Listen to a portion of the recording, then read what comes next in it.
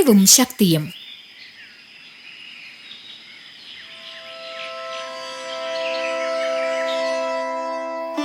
പണ്ടൊരു മഹാമുനിക്ക് ധാരാളം ശിഷ്യന്മാരുണ്ടായിരുന്നു.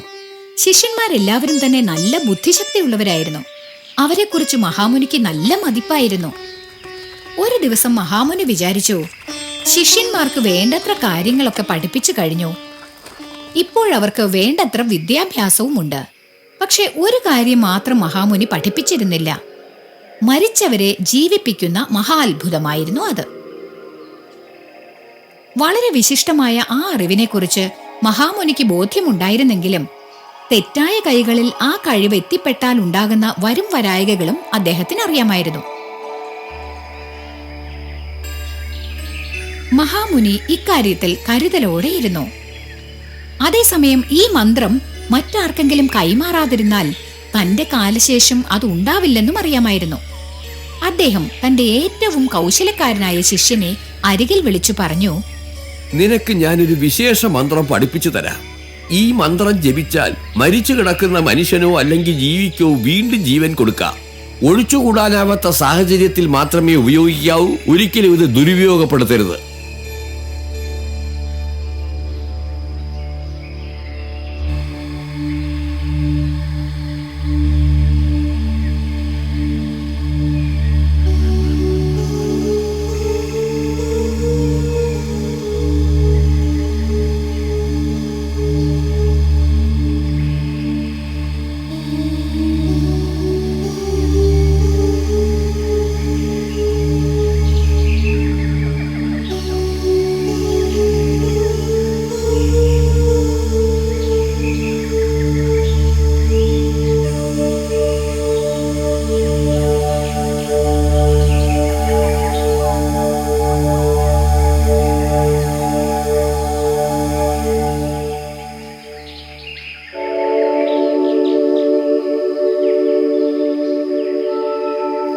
മഹാമുനി എല്ലാ ശിഷ്യന്മാരെയും വിളിച്ചു വരുത്തിയ ശേഷം പറഞ്ഞു, ഞാൻ നിങ്ങളെ എല്ലാവരെയും 14 ദിവസത്തേക്ക് കാട്ടിലേക്ക് അയക്കാൻ പോകുന്നു.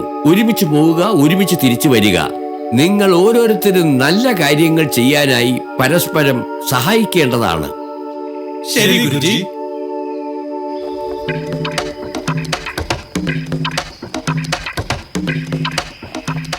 ശിഷ്യന്മാരെല്ലാവരും കൂടി കാട്ടിലേക്ക് പുറപ്പെട്ടു.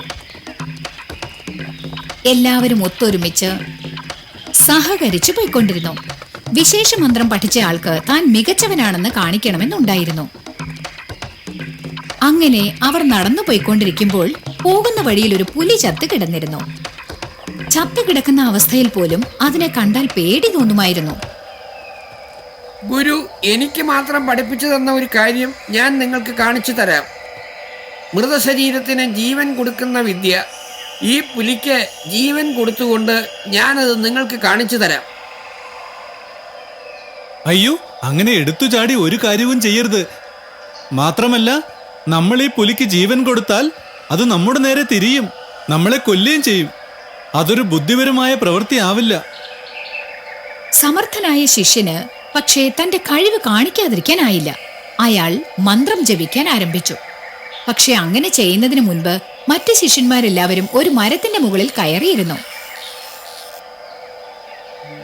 സമർത്ഥനായ ശിഷ്യൻ വിശേഷ മന്ത്രം ജപിക്കാൻ തുടങ്ങി.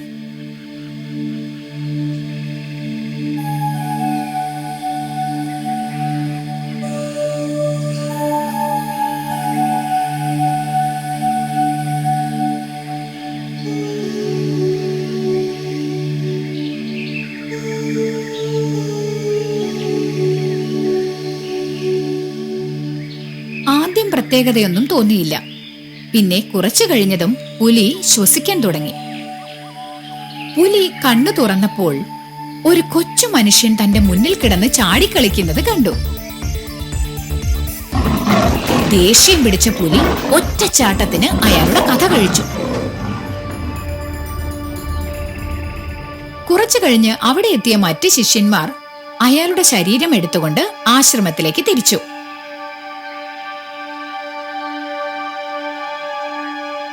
ശിഷ്യൻ എന്താണ് പറ്റിയത്? ഗുരുജി, ഇവൻ ഒരു ചത്ത പുലിക്ക് ജീവൻ കൊടുത്തു. ആ പുലി ഇവനെ കൊല്ലുകയും ചെയ്തു. മഹാമുനി വിശേഷ മന്ത്രം ജപിച്ച് ശിഷ്യന് ജീവൻ കൊടുത്തു.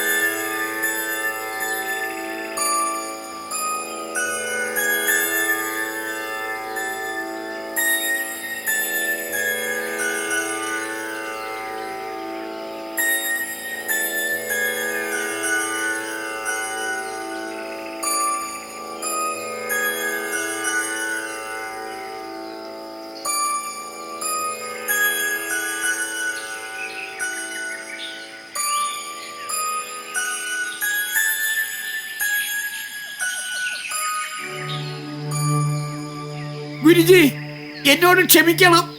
പ്രിയ ശിഷ്യ, ശക്തി ദുരുപയോഗപ്പെടുത്തിയാൽ ഉണ്ടാകുന്ന വരുംവരായികൾ ഇപ്പൊ മനസ്സിലായോ? മനസ്സിലായി ഗുരുജി.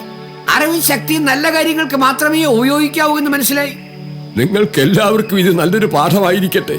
ഇനി എല്ലാവർക്കും ഈ വിശേഷ മന്ത്രം പറഞ്ഞു തരാം. മഹാമുനി ആ വിശേഷ മന്ത്രം എല്ലാവർക്കും പഠിപ്പിച്ചു കൊടുത്തു. എന്നിട്ട് അവരെ എല്ലാവരെയും നല്ല കാര്യങ്ങൾ ചെയ്യാനായി നാട്ടിലേക്ക് അയച്ചു.